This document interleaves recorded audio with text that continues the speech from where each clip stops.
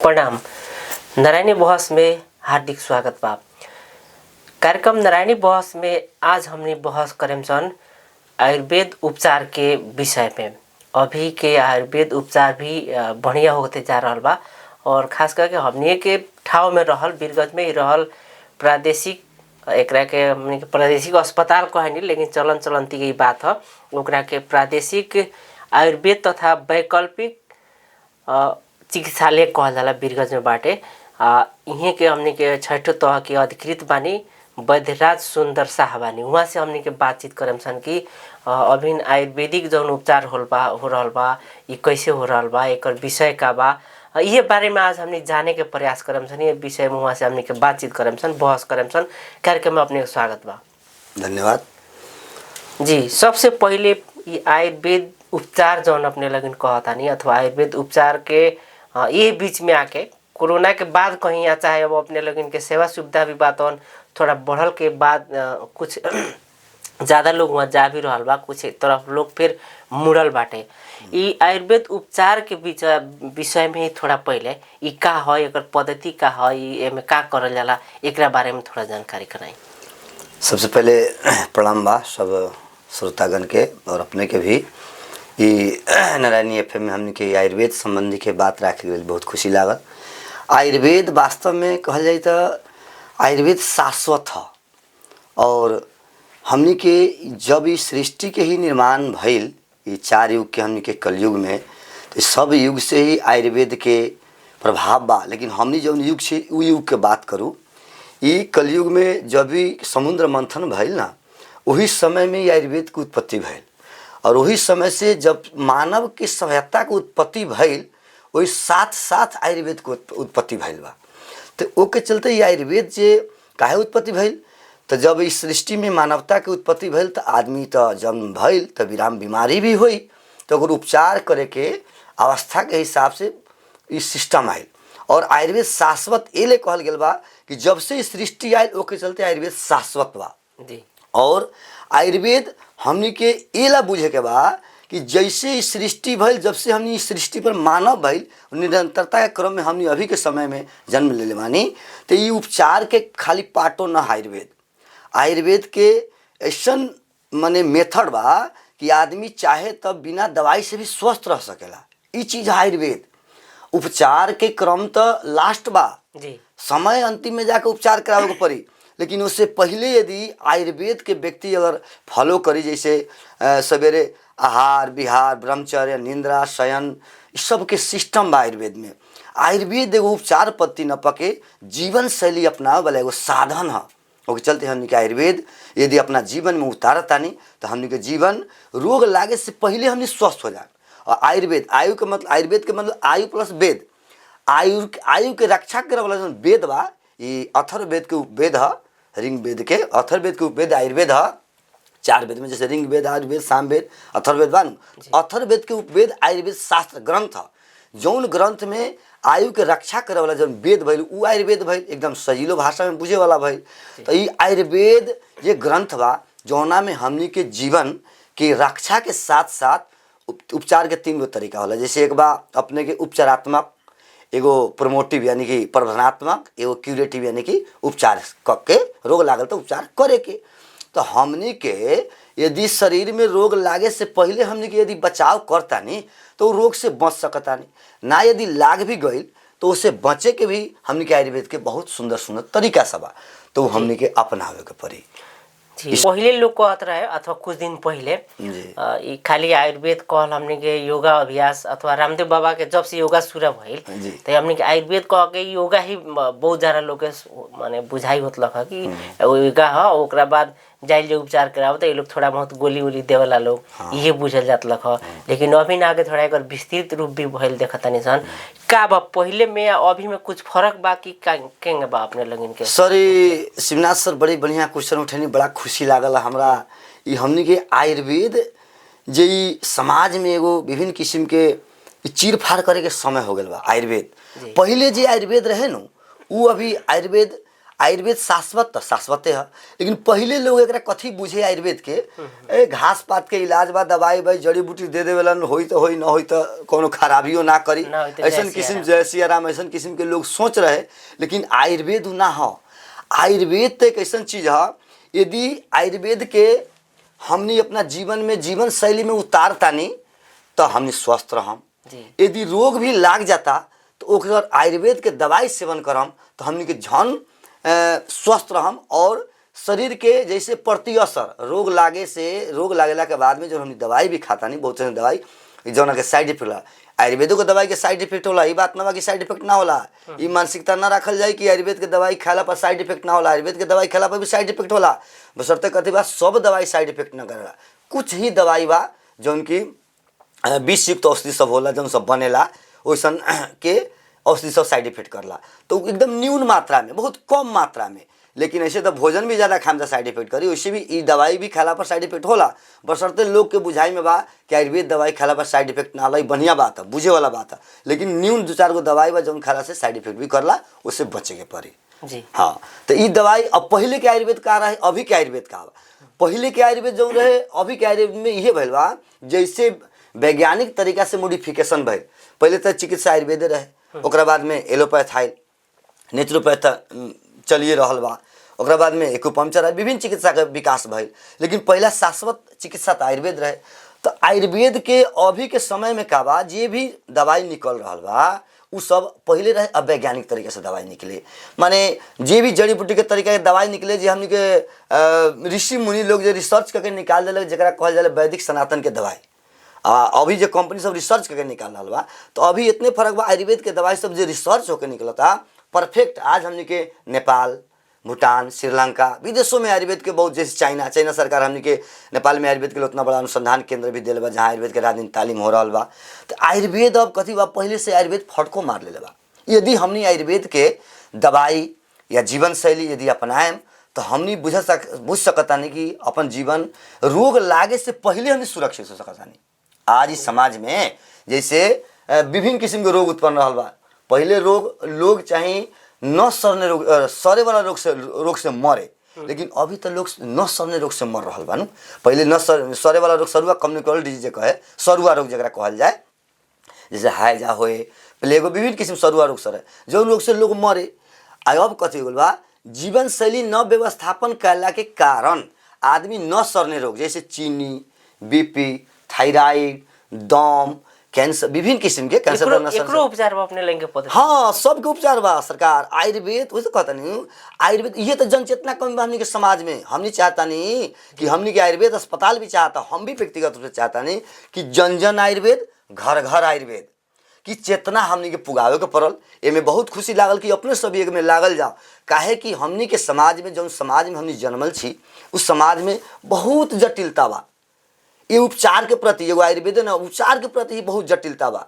जोन में जैसे आयुर्वेद दवाई हमने के आज के घटल घटना कहता नहीं, प्रत्यक्ष घटना। हमने के अस्पताल में बहुत ऐसा पेशेंट आवेला जो कहला सर हमने तो पूरा इंडिया नेपाल हार गल बानी, का जानी दवाइया से नीमन होई कि ना होई, आयल बानी तो देख दी कहीं धूलो पीठो अपने सके भाग नसीब हमरो अपने के मेहनत काम लागी तो। देखिए ऐसा मानसिकता से लोग पहुँचेला, चारों ओर से हार के, चारों ओर से ठगला के बाद, हारला के बाद लोग के मानसिकता गिर गए रहेला। तो हम जनता लोग से अनुरोध करम, जे भी ये रेडियो के माध्यम से जे भी जनता सुन रहा बा, यदि अपने के कोई भी समस्या होता, अब ऑपरेशन करे वाला बात होता, आयुर्वेद मेला से ऑपरेशन हुई बहुत किस्म, जैसे पाइल्स के ऑपरेशन हमने के लगे होता। नेपाल सरकार सहूलियत में दिले बा, जमा 2000 तोकल बा, 2000 में अपने नेपाल सरकार के नियम से सहूलियत भी हुई, कुछ माने कम खर्च में पाइल्स के ऑपरेशन हमने के डॉक्टर शिवनारायण गुप्ता जी भी आयल बानी, हमने के बहुत वरिष्ठ डॉक्टर, बहुत अच्छा डॉक्टर बानी। हमने के MS भाग्यवा प्रसाद जिलावासी की भाग्यवान हमने डॉक्टर पहले बानी, एकदम सरल सुविधा से ऑपरेशन हो रहा पाइल्स के। ऐसे बहुत रोग के उपचार हो रहा। उपचार अपने यदि कोनो रोग ला, जैसे मान सिंपल अभी के समय सर्दी खांसी के समय बा सर, सर्दी खांसी अभी के सीजन चल रहा बा, सर्दी खांसी। अब देखिए सर्दी खांसी लोग के लाग जाता तो एक बार जाए कि ना, तो पहले जीथ रहल अंदर फेंक जी, माना तो खोखी के शीशी लागे के चल रहा सौ तो बेंडिल किन के ले खाइल जाओ, सर सीना ठीक हो जाए। देखिए कितना मानसिकता गड़बड़ बा। हमनी के घर में दवाई बा, ई दवाई का बा, हमरो भी पर्सनल व्यक्तिगत हमरो भी सर्दी लागत। हाँ, जैसे हम बताओ तनी सफा अपना घर में दवाई बा, घरे में दवाई कथी बा, हमनी के यदि मौसम चेंज हो रहा बा, तो मौसम के अनुसार से हमनी आहार बिहार ना सेवन कर सकतानी, समय से ना खाए पिए सकतानी, समय से ना उठे सकतानी, कार्य व्यस्त बा, हुरे बा, बरी बा, करी बा, इतना ना व्यस्त लाइफ हो गल बा आदमी के कि आदमी शरीर व्यवस्थापन ना कर सकता। लेकिन अपना शरीर के लिए व्यवस्थापन करे के पड़ी। यदि रोग लागिए जाता, जैसे अभी जल्दो बल्दो समस्या सर्दी खांसी के समस्या बा, जैसे बचे खातिर क्या करे के पड़ल, तो अपना घर में सबसे पहले यदि सर्दी लागता तो सजीलो घर में अदुआ बा, तुलसी बा, मरीच बा, हल्दी बा, सजीलो तरीका एक काढ़ा बनाए खाइल जाओ। सिंपल 1-2 बेर काढ़ा बना के काढ़ा के रूप में, चाय के रूप में, उनमें अपने के अगर चाय के रूप में ले कड़ू लागता तो मीठा डाल दी, अपने एकदम चाय के तरीका से हर्बल टी बना के पी सकता नहीं, एकदम सुपर फास्ट, एकदम नया तरीका से। ऐसा किस्म से विकास हो गल बा। तुलसी चिया भी आ गल बा। ऐसे कहता नहीं कि पहले के आयुर्वेद में अभी के आयुर्वेद में बहुत परिवर्तन बा, लेकिन हमने ओकरा खोज नहीं कर सकत। घर में उपचार बा, एक अगर काढ़ा पियम तो हमने के सर्दी ठीक हो। यदि ऐसे न मानता तो आयुर्वेद अस्पताल में आई सीतोपलादी चूर्ण बा हमने के लगे, एसटी मधु चूर्ण बा, त्रिकटु चूर्ण बा, ये सब हमने के नेपाल सरकार के 10 रुपया के टिकट काटला के बाद में हमने उपलब्ध करावता नहीं। जनता के सेवा करला तैयार बानी, जनता आवे के पड़ल, ये बात के बुझे के पड़ल। जैसे अपने कहनी है ये चीज हमने के थोड़ा देखल जाए तो अभी मतलब ये ग्रीन टी के नाम में चाहे और नाम में लोग चाय तो पियता, लेकिन अपने कहता नहीं कि हमने के 10 रुपया दे जाए तो हमने के फ्री में मिली, लेकिन हमने के मार्केट में जाके, सुपर मार्केट में जाके अभी भी आयुर्वेद के नाम पर अथवा हमने के ये नाम पर हमने के महंगा चीज किनते रहते हैं। तो एमे का अपने लोग इनके जैसे चिया वाला आइटम में कथी मिलता अपने? देखिए चिया वाला आइटम में कथी बा सर, हमने के घरे में चिया बा जी, कहीं जाए के ना पड़ी। जैसे मान सकली ग्रीन टी के बक्सा अपने अगर बाजार में किने जाता नहीं, कहीं बाजार में जाई तो 400-500 से ऊपर हाई लेवल के क्वालिटी बाजार के मार्केटिंग के विदेश के लेवल टाँस दिल तो ग्रीन टी हाई लेवल के हो गई, आदमी किन के पी रहा बा अपना जना चित हुए था। लेकिन हम कहम हमने के ग्रीन टी के झाड़ो आवेला, गाछी आवेला, हमने के ऑफिस में रोप ले बानी, अपने समय में हम बता दी देम घर में रोपी। 2 फायदा भेल। एगो फायदा का भेल सर कि वो ग्रीन टी अगर पियता नहीं तो ताज़ा भेल, गमला में वो रोप दम, कोनो मेहनत नहीं के, गमला में रोप दम, जब चाय बनावे को मन बा नींबू दूध गाड़ दी, तुलसी पत्ता धर दी, ग्रीन टी के झाड़ बा, पात बा, लीमन ग्रास जरा कहला, ओकरा 2 पत्ता धरी चाय बना के पी। अपने के 400-500 के बचत भी भइल, आर्थिक भी बचत भइल आ स्वास्थ्य भी बचत भइल। जैसे हमनी बाजार के चाय किन के पियता नहीं, वो चाय तो सब केमिकल युक्त बा, केमिकल रखल बा। ग्रीन टी यदि आवता विदेश से तो मतलब प्रिजर्वेटिव कौन केमिकल तो रखल बा, वो भी तो स्वास्थ्य के लिए कुछ हानिकारक करी। तो उससे ऐसा हमने के चाय के मामला में पहले हमने के उठते चाय चाहिए। देखिए स्वास्थ्य वही से बिगड़ रहा बा, हमने के किचने से स्वास्थ्य बिगड़ रहा बा, आ घरे में सब कुछ बा, लेकिन हमने कथी बा आयुर्वेद के न समझला कारण से, न बुझला कारण से, हमने छोट मोट ही चीज न समझला कारण से दुख पा रहा छी। सुबह उठते ही चाय बनाई, दूध के चाय ना पी।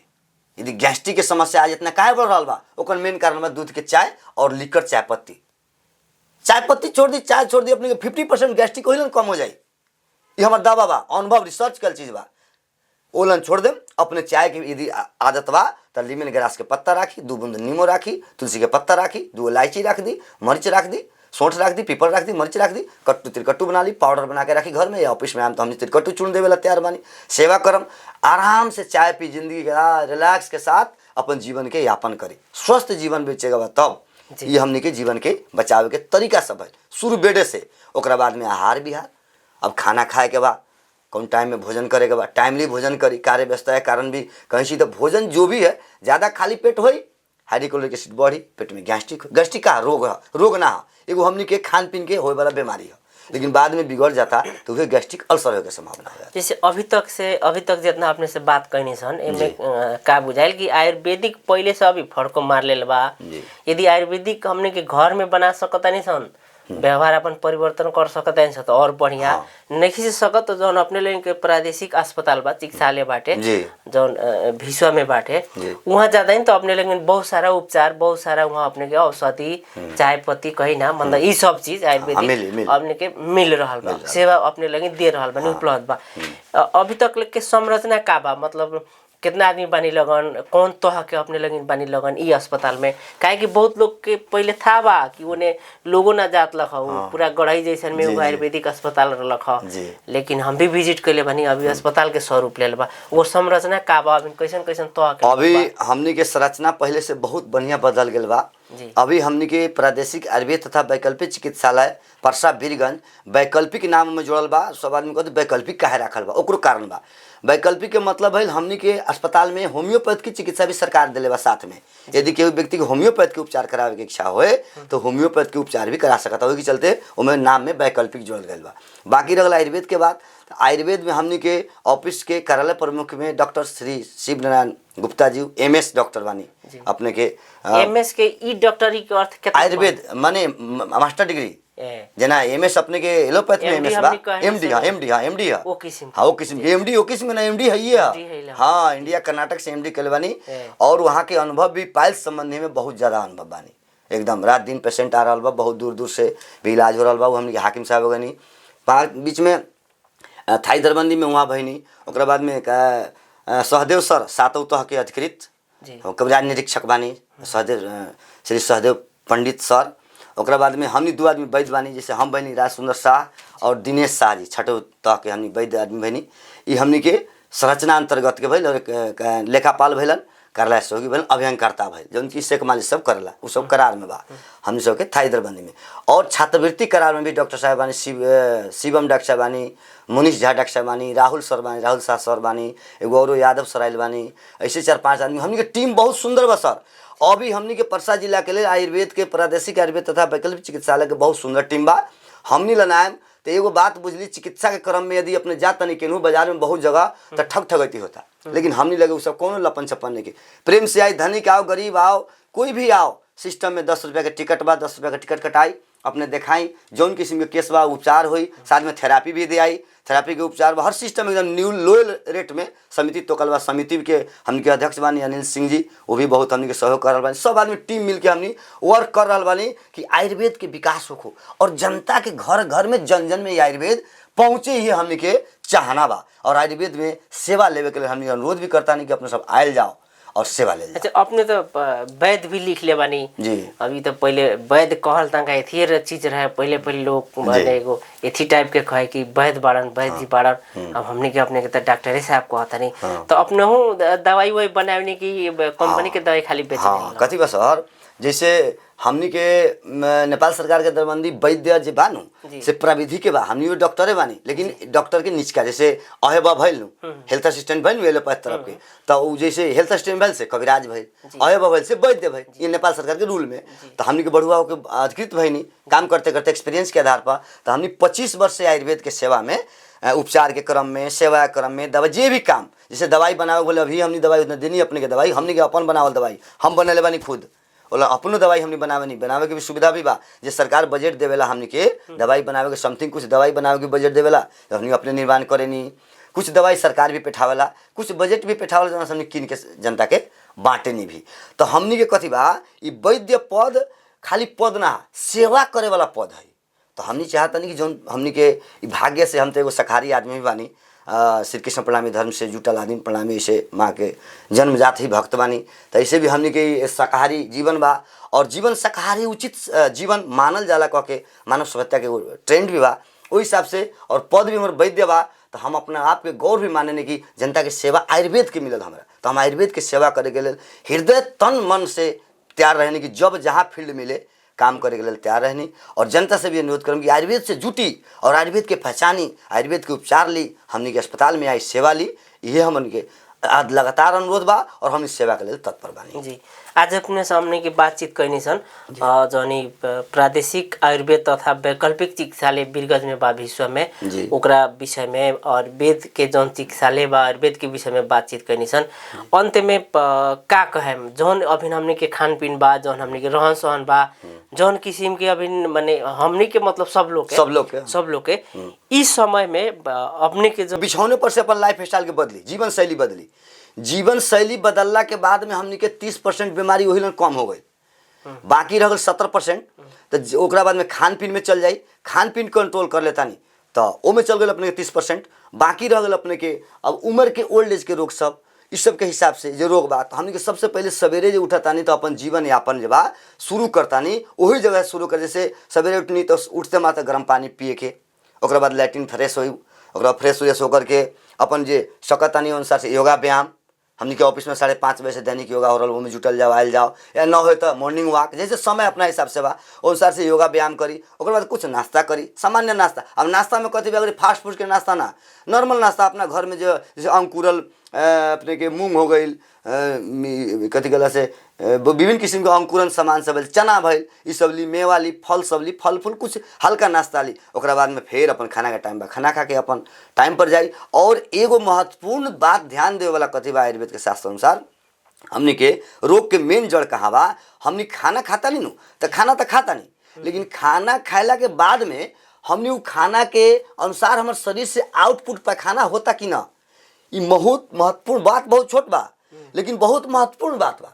यदि हमनी ये बात पर ध्यान ना देम, जैसे मान सकली हमनी के शरीर में ज़्यादा खाना खानी आए, पार्टी सार्टी भइल, उससे पार्टी उर्टी भइल, बहुत कुछ खैनी, लेकिन सवेर में हम तो पैखाने ना भइल, अच्छा ठीक बा, फिर कोनो टाइम हो जाए ककर के हम काम के व्यवस्था के चलते चल गई, बात पर ध्यान ना देनी, आ देखी वो अपने के शरीर में बहुत बड़ा खराब करी, बहुत ज़्यादा प्रभाव पड़ी। हमनी खाना के अनुसार यदि पैखाना ना होता तो ऊपर शोध खोज करे के पड़ी, काहे ना भइल, तो आप गर्म पानी पीऊ की, साग खाऊ की, फाइबर वाला भोजन लियो की, सलाद खाऊ की, आज खाना ना खा खाली सागे खाऊ की, गर्म पानी पीऊ की, पैखाना सफा होके पड़ल। यदि पैखाना सफा ना होता है तो बीमारी के जड़, आज पाइल्स बीमारी इतना काहे बढ़ रहा बा, घर घर बढ़ रहा बा, ऐसा समस्या हो हमनी के समाज में जनचेतना के कारण। हम तो कहम सर कि आयुर्वेद के पाटो एगो जनचेतना के पाटो रखल जाओ, जौन की जन जन में घर घर में आयुर्वेद के जनचेतना जगाल जाओ, कि लोग बुझे के पड़ल कि दवाई खाए से पहले, रोग लागे के से पहले ही बचे के प्रभाव जाने के पड़ल, खाना खाए के तरीका, पानी पिए के तरीका, सूते के तरीका, आहार विहार, शयन, ये सब जीवन शैली के तरीका यदि सीख लेल जाए